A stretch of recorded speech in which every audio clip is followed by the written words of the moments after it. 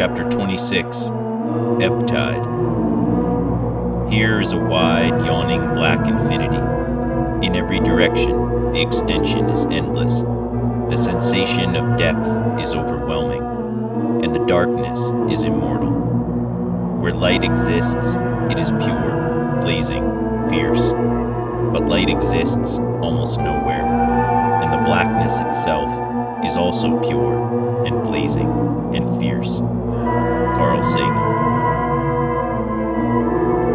The shore is the liminal edge, where sky, land, and sea meet, the threshold between order and chaos, neither structured nor random, the place of growth and constant flux. And no 2 days, no 2 moments are exactly alike.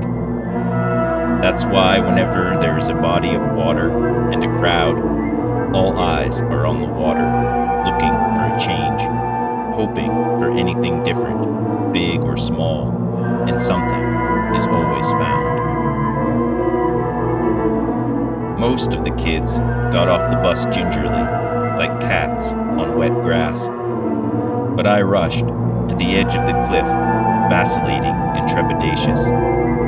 The land had in it a kind of presentiment of all that had already happened there, and that continued to evolve into a future. An ominous crying of blood coming up from the tall, sharp grasses, and out of the soft, black, porous volcanic stone. A lava flow with a trillion holes, open basaltic mouths of silent emptiness, like the stunted palms tense in the prevailing wind that had permanently bent them. Screaming in stillness, the stone beneath us called upwards, in the whispering voice of nothingness.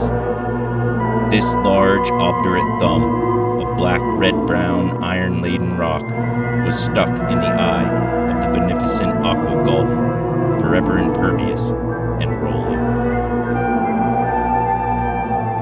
Here again, I knew the magic place like a homing pigeon.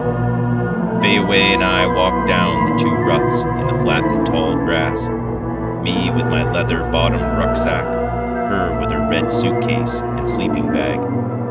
Halfway down the sloping north side of the precipice, we found our small plateau, removed a few surprisingly light black-red aerated rocks, and laid the tent out and began assembling the parts of our blue boudoir.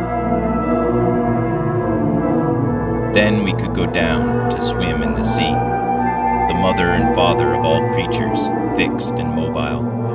It was incubating now, new and ancient life. It began that day to incubate in me and Fayaway.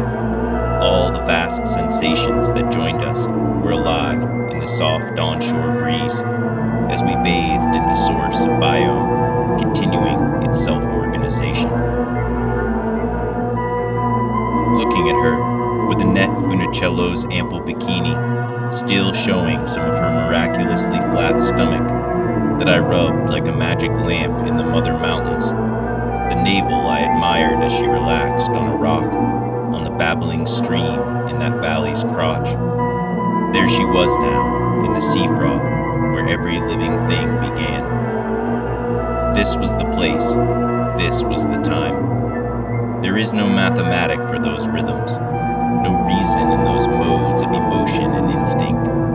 It all began again, in the zone of eternal regeneration, beside that opalescent aqua gulf, the beginning of our very flesh, amid the ancient grasses. Again and again that night, I felt like we were melding and diversifying our souls, combining our stuff to generate altogether new life in us. It was all in the huffing sensations coming up through time, by the salty sea and our genitalia, in the opulent machinating inventions within matter.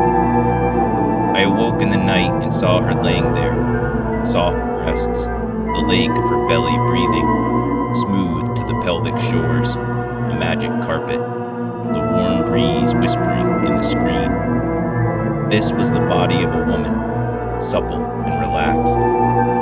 I was not sure I was a man, or even if I looked like a man, but I I told myself I looked close enough to a man to get served beer at the Rob Roy Tavern.